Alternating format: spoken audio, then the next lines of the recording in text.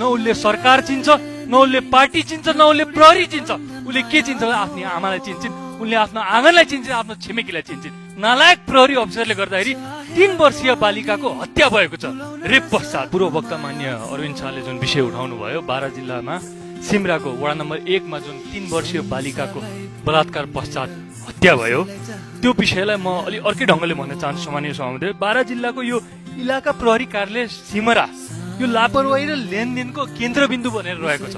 मैले पटक पटक यो विषय उठाएको छु। मैले त्यहाँ केसिनोमा नि यसरी नेपालीहरू खुलेआम गइरहेको विषय उठाएको छु।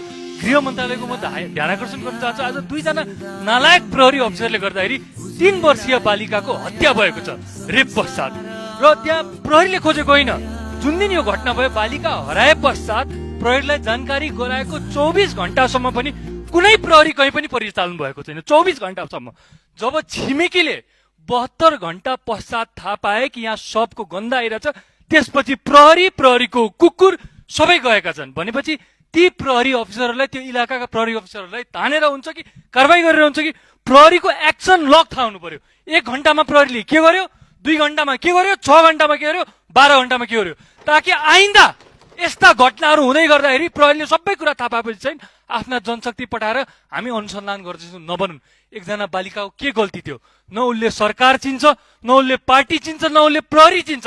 उसले के चिन्छ? आफ्नो आमालाई चिन्छन्, उनले आफ्नो आँगनलाई चिन्छन्, आफ्नो छिमेकीलाई चिन्छन्। ती बालिका आज घर आएकी छिन्। त्यस्ता कति बालिकाहरूको रेप भइरहेको छ, हत्या भइरहेको छ। यसमा गम्भीर हुन म गृह मन्त्रालयलाई ध्यान आकर्षण गर्न चाहन्छु। धन्यवाद।